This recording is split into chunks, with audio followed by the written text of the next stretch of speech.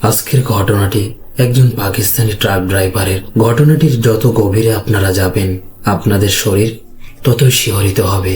আজকের যে ঘটনাটি আপনাদের সামনে তুলে ধরতে যাচ্ছি তা কোনো কল্পকাহিনী বা সাজানো ঘটনা নয়, বরং একটি সত্যিকারের এবং শিহরণ জাগানো ব্যক্তিগত অভিজ্ঞতা, যা শুনে হয়তো আপনার রাতের ঘুমও উড়ে যেতে পারে। এই ঘটনা সংগ্রহ করা হয়েছে ওসমান খান সাহেবের কাছ থেকে। তিনি আজ সেই বয়সে পৌঁছেছেন যেখানে মানুষের মুখের ঘটনা সত্যি হয়। তিনি আমাদের সঙ্গে ভাগ করেছেন তার যুবককালের একটি রহস্য, যা 40 বছর ধরে তার বুকের ভেতরে ভারী বোঝার মতো চাপা ছিল। চলুন শুনি ওসমান খান সাহেবের মুখের সেই নির্জন রাতের ঘটনা, যখন একটি যাত্রা মৃত্যুর খেলা হয়ে উঠেছিল। আমি তার ভাষায় বলছি, আমার নাম ওসমান খান, এবং এই যে ঘটনা আমি আপনাদের বলছি তা আমার জীবনের সেই অধ্যায় থেকে উঠে এসেছে, যা আমার আত্মার ওপর অমোচনীয় ছাপ রেখে গেছে। এখন আমার বয়স 70 পেরিয়েছে, শরীর দুর্বল এবং চুলে সাদা পাকা পড়েছে, কিন্তু প্রায় 40 বছর আগে আমার যুবককালে ঘটে যাওয়া এই ঘটনা আজও আমার স্মৃতিতে এতটাই তাজা যেন কালের ব্যবধান মুছে গেছে। এই ঘটনার সত্যতা প্রমাণ করার জন্য আমার কোনো সাক্ষী বা শপথের প্রয়োজন নেই, কারণ এর কেন্দ্রীয় চরিত্র এবং একমাত্র সাক্ষী আমি নিজেই। এটি সেই ঘটনা যা আমার সঙ্গে শুরু হয়েছিল এবং আমার জীবনের ওপরেই প্রভাব ফেলেছিল। একটি রাতের ঘটনা যা শুধু প্রশ্ন, আতঙ্ক এবং এক অমোচনীয় ভয়ের ছাপ রেখে গেছে। আমার সম্পর্ক মালাখণ্ডের এক পখতুন কাবিলার সঙ্গে। যারা এই অঞ্চলকে চেনে তারা জানে এই জমির প্রকৃতি কেমন। দিনের আলোয়ের উঁচু উঁচু পাহাড়, গভীর খাত এবং সবুজ সমৃদ্ধ উপত্যকা যেন স্বর্গের দৃশ্য দেখায়, কিন্তু রাতের অন্ধকার ছায়া পড়লে এই সৌন্দর্যই এক অজানা কাহিনী, গভীর নির্জনতা এবং রহস্যময় নীরবতায় রূপান্তরিত হয়। আমার পিতা বাহারাম খান একজন মালবাহী ট্রাক চালাতেন। তার জীবনের বড় অংশই চাকার ওপর কেটে গেছে। তিনি পাকিস্তানের দূরবর্তী কঠিন অঞ্চল পর্যন্ত সামগ্রী পৌঁছে দিতেন। আমার মন ছোটবেলা থেকেই পড়াশোনায় আকৃষ্ট হয়নি। বই আমাকে যেন জেলখানার মতো লাগতো, আর স্কুলের 4 দেওয়াল যেন বন্দি দশা। বাবা সবসময় ভাবতেন এই ছেলে যদি পড়াশোনা না করে তবে হয়তো খারাপ সঙ্গ এবং দুষ্ট চক্রের শিকার হয়ে যেতে পারে। এই ভয়ভীতি নিয়ে বাবা আমাকে 17 বছর বয়সে নিজের সঙ্গে ট্রাকে বসিয়ে দিলেন। সেই সময় আমার রক্তে উত্তেজনা ছুটে চলছিল এবং আমার সাহস পাহাড়ের মতো মজবুত ছিল।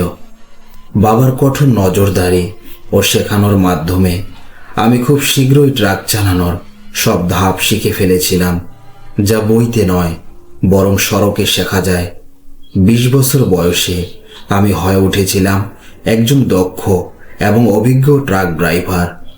যখন বাবা দেখলেন যে ছেলে কেবল ট্রাক চালাতে পারছে না, বরং সব ধরনের পরিস্থিতি মোকাবেলা করার যোগ্য হয়ে উঠেছে, তখন তিনি নিজের বাড়ন্ত বয়স এবং ক্লান্তির কথা ভেবেই ট্রাক চালানো ছেড়ে দিয়ে গ্রামে একটি ছোট মুদি দোকান খুললেন। ট্রাকের চাবি গর্বের সঙ্গে আমার হাতে তুলে দেওয়া হলো। এভাবেই আমার জীবনের প্রকৃত যাত্রা শুরু হলো। এই যাত্রায় আমার সঙ্গে একজন সঙ্গী ছিল, নাম জামশেদ। সে ছিল আমার সহকারী, আমার সমবয়সী এবং আমার অন্তরঙ্গ বন্ধু। সে আমাদের গ্রাম থেকে কিছু দূরে আরেকটি গ্রামে বসবাস করত। জামশেদ কেবল আমার সহকর্মী ছিল না, এই দীর্ঘ, একাকী এবং ক্লান্তিকর যাত্রায় সে ছিল আমার ভাই, আমার রহস্যদাতা এবং একমাত্র সহায়। আমরা প্রায় কয়েক মাস একটানা বাড়ি থেকে দূরে পাকিস্তানের সড়কগুলোয় সময় কাটাতাম। আমাদের কাজই ছিল যেখানে অর্ডার আসে আমরা সেখানে মাল পৌঁছে দিতাম এবং গন্তব্যের দিকে রওনা হই। জামশেদের কাজ ছিল ট্রাকের টায়ার দেখাশোনা করা ইঞ্জিনে নজর রাখা এবং অন্যান্য ছোটখাটো কাজ করা, কিন্তু আমি ট্রাকের ড্রাইভিংও শিখেছিলাম, যাতে দীর্ঘ যাত্রায় সে আমার সাহায্য করতে পারে এবং আমি কিছুটা বিশ্রাম নিতে পারি। এটাই সেই সময়ের ঘটনা যখন আমরা যুবক ছিলাম। আমাদের একটি ময়দানি শহর থেকে মাল নেওয়া এবং গিলগিতের একটি দূরবর্তী পাহাড়ি শহরে পৌঁছে দেওয়ার কাজ ছিল। আমি স্পষ্ট মনে করতে পারি তখন শীতের দিন শুরু হয়েছে। মালপত্র লোড করার ব্যক্তির নাম ছিল গুলজামান। জামশেদের দূরের কোনো পরিচিত ছিল না। সে মধ্যবয়সী, হাসি খুশি এবং খুব বাকপটু মানুষ ছিলেন। তার মুখে সর্বদা একটি হাসি থাকত এবং তার কথাবার্তা শুনলে মনে হতো যেন তার জীবনে কোনো দুঃখ নেই। যখন মাল ট্রাকে লোড করা হলো, জামশেদ বন্ধুত্ব এবং সদয়ভাবে তাকে আমাদের সঙ্গে ট্রাকে বসার প্রস্তাব দিল। চাচা গুলজামান, আপনি আমাদের সঙ্গে আসুন, পথে গল্প হবে এবং যাত্রা সহজে কেটে যাবে। গুলজামান, যিনি সম্ভবত এই সুযোগের জন্য অপেক্ষা করছিলেন, আনন্দের সঙ্গে রাজি হয়ে গেলেন। তিনি বললেন যে এক পাহাড়ি শহরে তার আত্মীয়রা থাকেন এবং তিনি সেখানেই নামবেন। এভাবেই আমরা তিনজন এই দীর্ঘ এবং অজানা যাত্রায় রওনা হলাম। আমাদের যাত্রা প্রায় 25 ঘন্টার ছিল। দিনের আলোয় পাহাড়ি অঞ্চলগুলো যেন চোখে শান্তি এবং আত্মায় সান্ত্বনা পৌঁছে দিচ্ছিল। উঁচু উঁচু বরফে ঢাকা পাহাড়, গভীর উপত্যকায় শব্দ তুলে চলা স্বচ্ছ পানির ঝর্ণা এবং চিরের গাছের মধ্য দিয়ে বাঁকানো রাস্তা, সবই এমন দৃশ্য দেখাচ্ছিল যে মানুষ যেন পৃথিবীর সব দুঃখ ভুলে যায়। যাত্রার সময় আমরা এক স্থানে থেমেছিলাম, একটি ছোট ধাবায় খেয়ে আবার আমাদের গন্তব্যের দিকে চলমান। গুলজামান সম্পর্কে যেমন আমি বলেছি, খুব কথাবার্তা পছন্দ করত। পুরো পথে সে নানা গল্প, কৌতুক এবং নিজের অভিজ্ঞতা শেয়ার করে আমাদের মনোযোগ ধরে রেখেছিল। সে তার যুবাকালে শিকার বা পাহাড়ের রহস্যময় কাহিনী এমনভাবে বলতো যে সময়ের অনুভূতি মিলত না। যেমন যেমন সন্ধ্যার ছায়া ঘন হতে লাগছিল, পাহাড়ি পথে নির্জনতা এবং নীরবতার রাজত্ব বাড়ছিল। দিনের হট্টগোল এবং ব্যস্ততা রাতের অন্ধকারে মিলিত হচ্ছিল। রাত হতেই আবহাওয়া তার প্রকৃত রূপ দেখাতে শুরু করলো এবং ঠান্ডা এত শক্তিশালী ছিল যে হাড়ের গভীরে অনুভূত হতে লাগছিল। এটি সেই সময় ছিল যখন এই সড়কগুলোতে প্রায় কোনো ট্রাফিকই থাকতো না। কয়েক ঘন্টা পার হয়ে যেত এবং আর কোনো গাড়ি চোখে পড়তো না। আমরা ঠান্ডা থেকে বাঁচতে ট্রাকের কেবিনের কাজ দীর্ঘভাবে বন্ধ করে দিয়েছিলাম। রাত প্রায় 11টা বাজে। আমরা এমন এক এলাকায় যাচ্ছিলাম যেখানে চারপাশে গভীর নীরবতা, মৃদু অন্ধকার এবং এক অদ্ভুত ধরনের নীরবতা বিরাজ করছিল। রাস্তা সাপের মতো বাঁক খেয়ে পাহাড়ের মধ্য দিয়ে যাচ্ছিল। একদিকে আকাশ স্পর্শ করা চূড়া, অন্যদিকে 1000 ফুট গভীর খাদ, যার দিকে তাকালেও ভয় পেতে হয়। ট্রাকের হেডলাইট যতদূর আলো পৌঁছাচ্ছিল তার ঠিক আগেই অন্ধকারের সমুদ্র বিস্তৃত ছিল। হঠাৎ চলতে চলতে আমি অনুভব করলাম আমার সঙ্গে বসে থাকা গুলজামানের স্বাস্থ্যে কিছু অস্বাভাবিক ঘটছে। তার হাসি এবং কথাবার্তা হঠাৎ বন্ধ হয়ে গিয়েছিল। সে তার হাতটি বুকের উপর রাখছিল এবং তার শ্বাসকষ্টে অপ্রত্যাশিত অস্থিরতা দেখা দিচ্ছিল। সে ধীরে ধীরে কণ্ঠে বলল, আমার শরীর কিছুটা অস্বস্তি করছে। আমি চিন্তায় জামশেদের দিকে তাকালাম। সে পেছনের সিটে ছিল। সে চোখ খুলে আমার চোখের মাধ্যমে ট্রাক থামানোর ইঙ্গিত দিল। আমি সঙ্গে সঙ্গে ট্রাককে সতর্কভাবে রাস্তার এক পাশে থামালাম। বাইরে এমন এক ভয়ঙ্কর নীরবতা এবং অন্ধকার ছিল যে হৃদয়ে কাঁপছিল। জামশেদ সঙ্গে সঙ্গে কেবিনের দরজা খুলে গুলজামানের দিকে তাকিয়ে বলল, চাচা, ভয় পাবেন না, একটু বাইরে তাজা বাতাসে হাঁটুন, আপনার শরীর ঠিক হয়ে যাবে। এটি বলে সে নিজে নিচে নামল। তারপর পেছনে গুলজামানও বড় কষ্টে সাহায্য নিয়ে নামলো। আমি ট্রাকের ইঞ্জিন বন্ধ করে তাদের কাছে চলে গেলাম। বাইরে ঠান্ডা বরফময় বাতাস, ভেতরে ঠান্ডার চেয়েও সহ্য করা কঠিন ছিল। আমি জামশেদকে বললাম, এখানে থামা বুদ্ধিমানের কাজ নয়, খুব ঠান্ডা, চাচার অবস্থা আরো খারাপ হতে পারে। জামশেদ সমস্যায় জবাব দিল, আমারও তাই মনে হচ্ছে, কিন্তু বন্ধ কেবিনে থাকলে তার শ্বাস আরো কষ্ট দিচ্ছিল। কিন্তু আমাদের এই সিদ্ধান্ত ভুল প্রমাণ হলো। বাইরে আসলেও গুলজামানের কোনো উপকার হলো না। তার অবস্থা ঠিক হওয়ার বদলে আরো দ্রুত খারাপ হতে লাগলো। সে 2 হাত দিয়ে বুক চেপে ধরে উচ্চ স্বরে শ্বাস নিচ্ছিল। তার মুখে ঘামের কণার চিহ্ন দেখা দিল, যা ঠান্ডার কারণে মুহূর্তের মধ্যে জমতে লাগলো। আমরা দুজনই চরম চিন্তায় তাকে দেখছিলাম। কিছুই মনে হচ্ছিল না কি করা উচিত। জামশেদ দৌড়ে কেবিন থেকে পানির বোতল এনে তাকে পানি দেওয়ার চেষ্টা করলো, কিন্তু গুলজামান হঠাৎ নিস্তেজ হয়ে পড়ে গেল। আমি দ্রুত এগিয়ে গিয়ে তার মাথা আমার কোলে তুলে নিলাম। তার শ্বাস হঠাৎ বন্ধ হয়ে আসছিল, মুখে হাওয়ার ঝাপটা দেখা যাচ্ছিল এবং চোখ পাথরের মতো কঠিন হয়ে যাচ্ছিল। আমরা বুঝতে পারছিলাম না হাসি খুশি এবং কথা বলার মানুষটি হঠাৎ কেন এমন হলো। আমি আতঙ্কিত হয়ে জামশেদকে জিজ্ঞাসা করলাম, তুমি কি জানো সে আগে থেকে অসুস্থ ছিল নাকি? সে ভয় এবং না চেপে মাথা নেড়ে বলল, না ওসমান খান, আল্লাহর কসম আমি একদম জানতাম না। সবকিছু ঠিকঠাক লাগছিল, কিন্তু গুলজামান ধীরে ধীরে অচেতন হয়ে যাচ্ছিল। তার উপর এক ধরনের অসহায়তা কায়েম হতে শুরু করলো এবং তার মস্তিষ্কে ঠান্ডা ঘামের কণাগুলো দৃশ্যমান হয়ে উঠল। আমরা আতঙ্কিত হয়ে তার বুক মাসাজ করার চেষ্টা করলাম যেন তাকে সচেতন করা যায়, কিন্তু আমাদের সব চেষ্টা বিফল এবং ব্যর্থ প্রমাণিত হলো। জামশেদ কাঁপতে কাঁপতে বলল, এখান থেকে নিকটতম শহরও ঘন্টার পর ঘন্টার পথ। এখন আমরা কি করি? চারপাশে কোনো মানুষ নেই, কোনো চিহ্ন নেই। আমরা এই হাহাকার, অসহায়তা এবং ভয়ে নিমগ্ন ছিলাম। তখনই গুলজামান আমাদের চোখের সামনে আমার কোলে বসে শেষ শ্বাস ফেলল এবং তার শরীর শান্ত হয়ে গেল। তার চোখ খোলা থেকে গেল এবং সে মারা গিয়েছিল।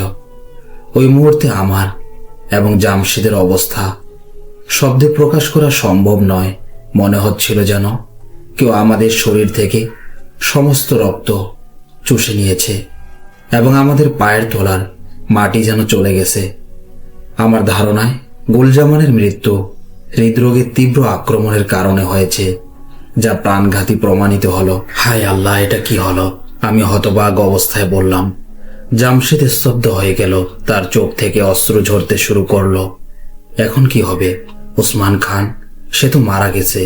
আমি কাঁপতে কাঁপতে তার পালস অনুভব করতে করতে বললাম, মনে হচ্ছে ঠিক তাই। জামশেদ উত্তর দিল, সত্যি বলতে আমরা দুজনেরই তার মৃতদেহকে আবার ট্রাকে রাখার সাহসও পাচ্ছিলাম না। ওই নিস্তেজ দেহ অন্ধকার ও নির্জন পরিবেশে আরো ভয়ঙ্কর এবং ভারী লাগছিল। তার আংশিকভাবে খোলা চোখ যেন রাতের অন্ধকারে কোনো অদেখা জিনিসকে নাড়াচাড়া করছে। আমরা তখন কেবল যুবক। এটি আমাদের জীবনের প্রথম এত কাছের মৃত্যুর অভিজ্ঞতা, এবং সেও এমন এক জায়গায় যেখানে সাহায্য পাওয়া প্রায় অসম্ভব। আমাদের হৃদয়ে ভয় এবং হতাশার এক চাদর গজিয়ে উঠেছিল, যেখান থেকে বের হওয়া অসম্ভব মনে হচ্ছিল। গুলজামানের হঠাৎ মৃত্যু আমাদের এমন এক আতঙ্ক এবং হতাশার মধ্যে ফেলে দিয়েছিল, যার কোনো পথ বের করার উপায় দেখা যাচ্ছিল না। রাতের সেই সময় পাহাড়ের মধ্যে নির্জন রাস্তা, হাড়ে নেমে আসা ঠান্ডা এবং আমাদের চোখের সামনে একটি মৃতদেহ, সবকিছু মিলিয়ে এমন এক দৃশ্য সৃষ্টি করছিল যা সবচেয়ে শক্তিশালী মানুষের জন্যও ভয়ঙ্কর প্রমাণিত হতে পারত। আমি এবং জামশেদ মৃতদেহের কাছে যেন মূর্তির মতো দাঁড়িয়েছিলাম। আমাদের মন ভীত হয়ে গিয়েছিল এবং চিন্তা ভাবনার ক্ষমতাও যেন স্তব্ধ হয়ে গেছে। কিছুক্ষণ এভাবে কেটে গেল। নীরবতা এত গভীর ছিল যে আমরা আমাদের হৃদয়ের ধড়ফড় করা এবং তীব্র শ্বাসের আওয়াজও স্পষ্ট শুনতে পাচ্ছিলাম। শেষ পর্যন্ত আমি আমার সমস্ত সাহস জড়ো করে একটি সিদ্ধান্ত নিলাম।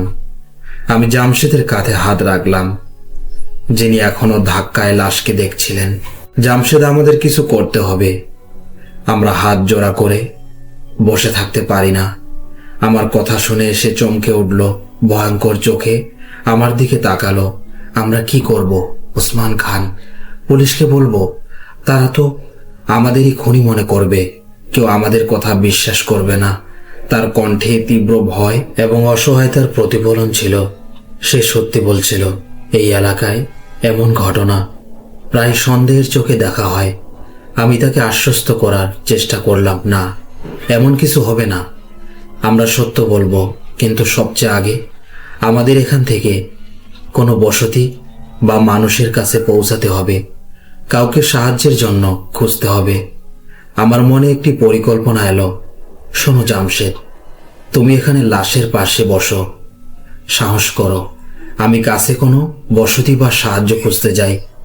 হয়তো কেউ মিলবে, কেউ ডাক্তার, কেউ হাকিম, কিছু তো হবে। আমার কথা শুনে জামশেদের মুখ কাঁপতে লাগলো। তার চোখে তীব্র আতঙ্ক ভাসতে শুরু করলো। তাকে বলা হলো, তুমি কি একা এই লাশের কাছে থাকতে পারবে? সে বলল, আমি একা থাকতে পারবো না, ভয় লাগে। আল্লাহর জন্য আমাকে একা ছেড়ে যেও না। সে যেন শিশুদের মতো গড়গড় করে বলল। তার অবস্থা দেখে আমার হৃদয় কাঁপতে লাগলো। আমি জানতাম তার জন্য একা এই অন্ধকারে একটি মৃতদেহের সঙ্গে থাকা কতটা কঠিন হবে। আমি তাকে আশ্বস্ত করে বললাম, ভয় পেও না, আমি ফিরে আসব। খুব দূরে যাব না, শুধু চারপাশ দেখি। তুমি সাহস রাখো। এখন তাহলে ট্রাকে ফিরে যাও, দরজা বন্ধ করে দাও, আমি দ্রুত ফিরে আসব। অনেক কষ্ট ও হুঁশিয়ারি এবং তল্লাশি দিয়ে আমি জামশেদকে সেই বেজান দেহের কাছে একা থাকার জন্য রাজি করলাম। সে রাজি হয়েছিল, কিন্তু তার পুরো শরীর ভয়ে কাঁপছিল। আমি ট্রাক থেকে লণ্ঠন তুললাম, তা জ্বালালাম এবং তার কাপা আলোয় সেই ঘন অন্ধকারে সাহায্যের খোঁজে এগিয়ে চললাম। আমার পেছনে জামশেদ ভয়ঙ্কর চোখে আমাকে যেতেও দেখছিল। তার পাশেই পড়েছিল গুলজামানের মৃতদেহ, যার অর্ধেক খোলা চোখ যেন সেই অচেনা রাতের আকাশকে ঘুরছে। লণ্ঠনের মাঝারি কাপা আলোয় আমি সেই শুনশান এবং অন্ধকার সড়কে এগিয়ে চলছিলাম। চারপাশে এমন নীরবতা বিরাজ করছিল যা কোনো শব্দের চেয়ে ভয়ঙ্কর ছিল। উঁচু উঁচু গাছের ছায়া রাতের অন্ধকারে যেন যখন প্রচণ্ড জোরে বাতাস চলছিল, তখন সেই বাতাসের তীব্র ধাক্কা বড় বড় পাথরগুলোকে আঘাত করছিল। তখন এমন আওয়াজ হচ্ছিল যেন কোনো অচেনা প্রাণী ফিসফিস করে কথা বলছে। আমার হৃদয় যেন জোরালো বৃষ্টির ধারার সঙ্গে ধাক্কা খাচ্ছিল, আর মন বারবার জামশেদের ভয়ঙ্কর অসহায় মুখ মনে করাচ্ছিল, যাকে আমি একা বেজান লাশের কাছে রেখে আসলাম। আমি নিজেকে হাজারবার দোষ দিলাম, কেন আমরা গুলজামানকে আমাদের সঙ্গে বসানোর সাহস করলাম। কিন্তু এখন আফসোস করার কোনো লাভ নেই। অনেক দূর এগিয়ে যাওয়ার পর আমি সড়কের পাশে নেমে যাওয়া একটি সংকীর্ণ কাঁচা পথ দেখলাম, যা ঘন অন্ধকারে কোথায় হারিয়ে যাচ্ছিল। এক মুহূর্তে মনে হলো সেই পথে হাঁটি, হয়তো এটা কোনো গ্রাম বা বসতির দিকে যায়। কিন্তু আমি সেই ভাবনা তাড়িয়ে দিলাম। ভয় হচ্ছিল যে আমি সেই অজানা পথে হারিয়ে যেতে পারি এবং ফিরবার পথও হারাতে পারি। আমি সড়কের পাশে সাথে হাঁটতে থাকলাম, অল্প স্বল্প আশা নিয়ে যে হয়তো কোথাও কোনো ছোটখাটো বসতি, কোনো ঝুপড়ি বা অন্তত একটি বাতির আলো দেখা যাবে। কিন্তু চারপাশে শূন্যতা বিরাজ করছিল এবং আমার আশা ধীরে ধীরে নিঃশ্বাস বন্ধ করে দিচ্ছিল। পায়ে পায়ে 2 ঘন্টার মতো সময় কেটে গিয়েছিল। আমার পা ক্লান্ত হয়ে অচল হয়ে পড়েছিল এবং ঠান্ডায় শরীর জড়ো হয়ে গিয়েছিল। যখন কোনো বসতি বা মানুষের কোনো ছায়া বা চিহ্ন দেখলাম না, তখন আমি হতাশ হয়ে ফিরে যাওয়ার সিদ্ধান্ত নিলাম। এখন আমার মধ্যে জামশেদের জন্য চিন্তা এক ধরনের কীটের মতো খেয়ে চলছিল। ভয় এবং ক্লান্তির কারণে আমার অবস্থা খুব খারাপ ছিল। আমি প্রায় পড়ে পড়ে কাঁপতে কাঁপতে দ্রুত ট্রাকের দিকে ছুটতে লাগলাম। আমার মাথায় নানা ধরনের চিন্তা জেগে উঠছিল। জামশেদ ঠিক আছে কি? কোথাও কোনো প্রাণী এসে পড়েনি তো? হয়তো সে ভয়ে পালিয়ে যায়নি তো? যখন আমি ট্রাকের কাছে পৌঁছালাম, সেখানে নিখুঁত নীরবতা এবং এক অদ্ভুত শুনশান ছিল। লণ্ঠনের আলোয় দূরে ট্রাকের ভয়ঙ্কর আকৃতি দেখা যাচ্ছিল। আমি সাহস করে চেঁচালাম, জামশেদ, কোথায় তুমি? কেউ উত্তর দিল না। সেই নীরবতা আমার হৃদয়কে আরো দ্রুত ধকধক করতে শুরু করলো। আমার মনে এক অজানা এবং ভয়ঙ্কর অনিশ্চয়তার ভাব জন্মালো। আমি ছুটে ট্রাকের কাছে পৌঁছালাম। তখন এমন দৃশ্য দেখলাম যা আমার আত্মা স্তম্ভিত করে দিল এবং আমার পায়ের তলা থেকে মাটি ছিনিয়ে নিল। আমার বন্ধু, আমার ভাই জামশেদ ট্রাকের পেছনের চাকার কাছে মাটিতে বেহুশ পড়েছিল। তার অবস্থা শোচনীয়। আমি দ্রুত তার কাছে গিয়ে ঝুঁকে তার মাথা আমার কোলে তুলে নিলাম। তার শরীর বরফের মতো ঠান্ডা ছিল এবং সে ভয়ানকভাবে কাঁপছিল। সে হাঁকলানো ভগ্ন স্বরে শুধু একটি কথাই বলছিল, ওই লাশ আমাকে মেরে দেবে। ওসমান ভাই, আমাকে বাঁচাও, সে আমাকে দেখেছে। আমি তার ঠান্ডা কপাল ছুঁয়ে তাকে ঝাঁকাই দিলাম। কি হয়েছে জামশেদ? কি বলছো? আমি এখানে এসেছি, এখন আর ভয় পেও না। আমি তার ভয় কমানোর চেষ্টা করলাম।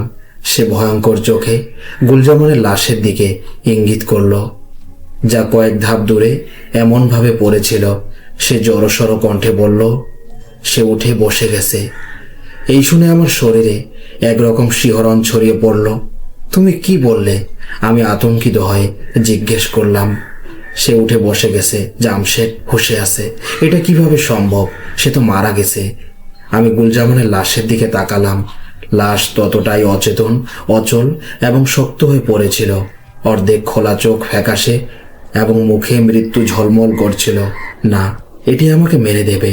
জামশেদ এক অপ্রত্যাশিত ব্যক্তির মতো বারবার একই কথা বলছিল।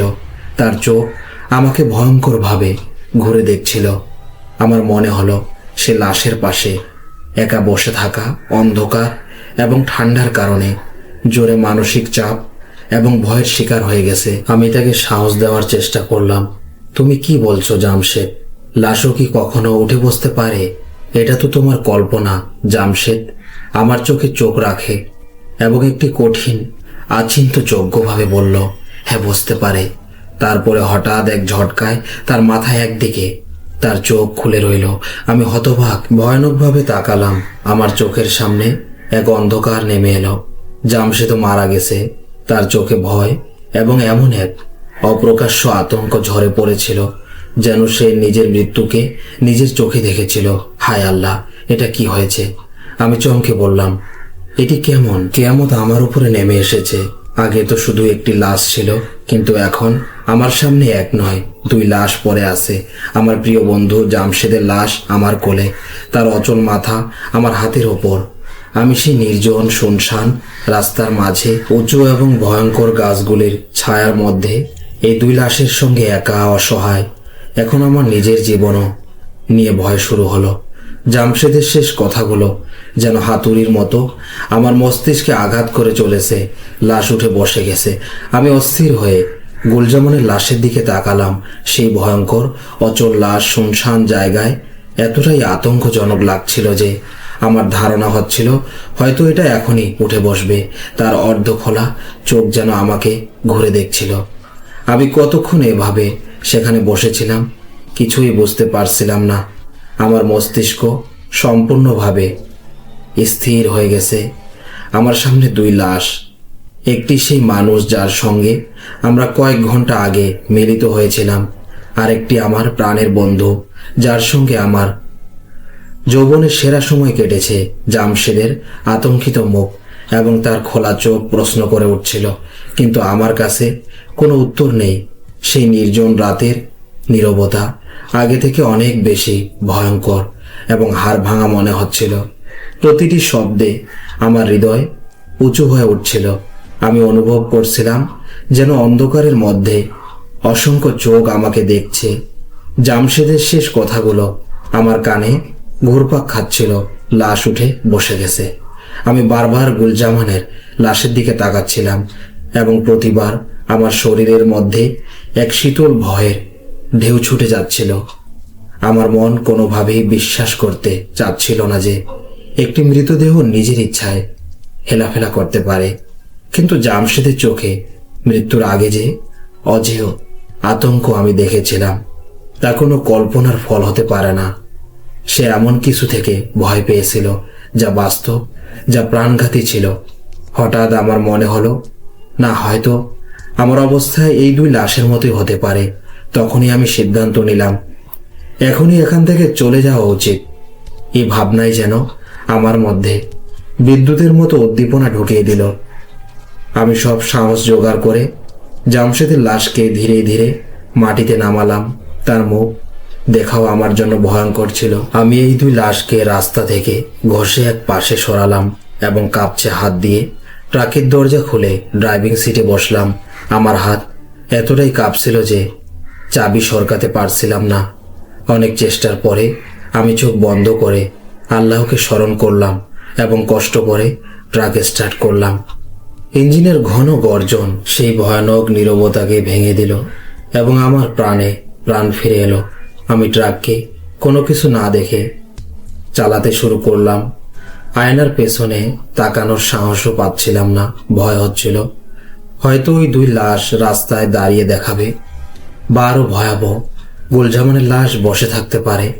আমি প্রায় 1 ঘন্টা ক্রমাগত অজ্ঞান হয়ে ট্রাক চালালাম। আমার মন ঘুমন্ত ছিল, হাত স্টিয়ারিংয়ে এবং পা এক্সিলেটরে স্থির।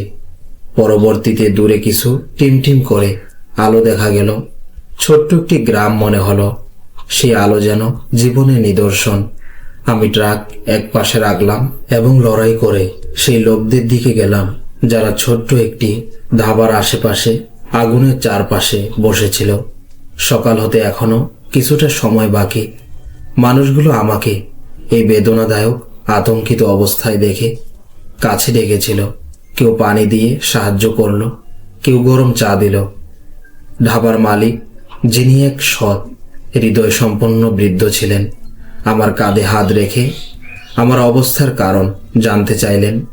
আমি কেঁদে ফেললাম, ভেঙে ভেঙে কথা বলছিলাম। সমস্ত ঘটনার বর্ণনা তাদের জানালাম। আমার ঘটনা শুনে তারা হতবাক হয়ে গেল। কেউ আমাকে বুঝলো, কেউ সহমর্মিতা দেখালো, কিন্তু কারো পুরোপুরি বিশ্বাস করানো সম্ভব হয়নি। শেষমেশ ধাবার মালিক গ্রামের 2 ব্যক্তিকে আমার সঙ্গে ট্রাকের জন্য পাঠালেন। আমরা আবার সেই অভিশপ্ত স্থানে পৌঁছালাম যেখানে ওই 2 লাশ পড়েছিল। দিনের হালকা আলো ছড়াতে শুরু করেছে, কিন্তু সেই জায়গার ভয় এখনো অটুট ছিল। আমরা কষ্টসাধ্যভাবে ওই 2 লাশকে ট্রাকের পেছনের অংশে তুলে সেই গ্রামে ফিরিয়ে নিয়ে এলাম। গ্রামের একজন বৃদ্ধ হাকিম তাদের মৃত্যু নিশ্চিত করলেন। পরে যখন পুলিশ এসে তদন্ত করল, তখন সামনে এলো গুলজামানের সত্যি হৃদরোগের কারণে পুরনো রোগী ছিলেন এবং তাকে মারাত্মক হৃদরোগের আঘাত হয়েছে, যা প্রাণঘাতী প্রমাণিত হলো। আর আমার বন্ধু জামশেদ সেই দারুণ অভিশপ্ত লাশের পাশে একা বসে তার ভয় এবং আতঙ্কের শিকার হয়ে মারা গিয়েছিল। ডাক্তাররা বললেন চরম ভয়জনিত কারণে তার হৃদয় বন্ধ হয়ে গেছে। Cardiac arrest due to extreme fear. দুনিয়ার চোখে এটি একটি অদ্ভুত, দুঃখজনক এবং বোধগম্য ঘটনা ছিল। ট্রাকের ব্যবস্থা করে ওই 2 লাশ তাদের পরিবারের হাতে তুলে দেওয়া হলো। আমি ভেঙে পড়া হৃদয় নিয়ে আমার গন্তব্যের দিকে এগিয়ে গেলাম। মালপত্র নামানোর পর প্রথম সুযোগে আমি জামশেদ এবং গুলজামানের পরিবারের কাছে পৌঁছালাম এবং কেঁদে কেঁদে পুরো ঘটনা তাদের শোনালাম। জামশেদের বাড়িতে কান্নার রাজ্য নেমে এলো। তার বৃদ্ধ মা যখন তার যুবক সন্তানের মৃত্যুর কারণ জানল, আমাকে জড়িয়ে ধরে চিৎকার করে কাঁদতে লাগলো। তার দুঃখ আমি সহ্য করতে পারছিলাম না। আমি নিজেকে আমার বন্ধুর হত্যাকারী মনে করছিলাম। যদি আমি তাকে একা ছেড়ে না দিতাম, হয়তো সে আজও বেঁচে থাকত। দুনিয়ার জন্য গুলজামানের মৃত্যু ছিল অসুখের কারণে, আর জামশেদের মৃত্যু হয়েছিল আতঙ্কের শিকার হয়ে। কিন্তু আমার জন্য জামশেদের সেই শেষ কথাগুলো আজও আমার স্মৃতিতে অম্লান। 40 বছর পেরিয়েও আমি মনে করি যেন সে কালই বলেছিল, যখন সে বলেছিল সে লাশকে উঠে বসতে দেখেছে। আমি আজও সিদ্ধান্ত নিতে পারিনি যে সেই রাতে সে সত্যি কি দেখেছিল। কি এটা তার ভীত মন যে নিজে সৃষ্টি করে একটি কল্পনা ছিল, নাকি সেই ভয়ঙ্কর পরিত্যক্ত রাতে সত্যি এমন কিছু ঘটেছিল যা আমার চোখ কখনো দেখতে পায়নি এবং আমার মন আজও গ্রহণ করতে পারেনি। এই ঘটনা আমার জীবন চিরকাল বদলে দিয়েছে। আমি ট্রাক চালানো বন্ধ করে দিয়েছিলাম। এই পাহাড়, এই রাস্তা আর এই রাতের অন্ধকার আমাকে ভীত করে তুলছিল। আমি আমার গ্রামে ছোটখাটো কৃষিকাজ শুরু করেছিলাম। আমি বিয়ে করেছি, আমার সন্তান হয়েছে, আর এখন আমি দাদু হয়ে গিয়েছি। কিন্তু 40 বছর পার হওয়ার পরও যখনই রাতের বাতাস তীব্রভাবে বইতে থাকে বা আমি একা থাকি, তখন জামশেদের সে আতঙ্কিত মুখ আর তার শেষ কথাগুলো আমার কানে বাজতে শুরু করে। এই প্রশ্ন আজও আমার ভেতরে জীবিত এবং সম্ভবত আমার কবরের সাথে আমার সঙ্গে দাফন হবে। যে রাতের সত্যিই কি ঘটনা ঘটেছিল, সে কি শুধুই একটি কল্পনা ছিল, নাকি মৃত্যুর সেই পারেরও কোনো এমন জগৎ আছে যার এক ঝলক আমার বন্ধু দেখেছিল এবং তার ভয় সহ্য করতে পারল না। এই রহস্যের বোঝা আমি আজও বহন করে চলেছি। এই ছিল ঘটনা। প্রিয় লিসেনার্স, এটাই ছিল ওসমান খান ভাইয়ের একটি দুঃখজনক ঘটনা, যা সত্যি অনেক কষ্টের। ঘটনাটি যদি আপনাদের ভালো লেগে থাকে অবশ্যই ভিডিওটিতে লাইক করতে ভুলবেন না এবং কমেন্টের মাধ্যমে জানাতে পারেন ঘটনাটি শুনে আপনাদের কেমন লাগলো, আপনার অনুভূতি জানান এবং চ্যানেলে নতুন হলে সাবস্ক্রাইব করতে ভুলবেন না। বেল আইকন নোটিফিকেশন অন করে দিবেন, এতে করে যখনই আমি নতুন ঘটনা আপলোড করব নোটিফিকেশনের মাধ্যমে নতুন ঘটনার আপডেট পেয়ে যাবেন। সবাই ভালো থাকবেন, সুস্থ থাকবেন। আল্লাহ হাফেজ।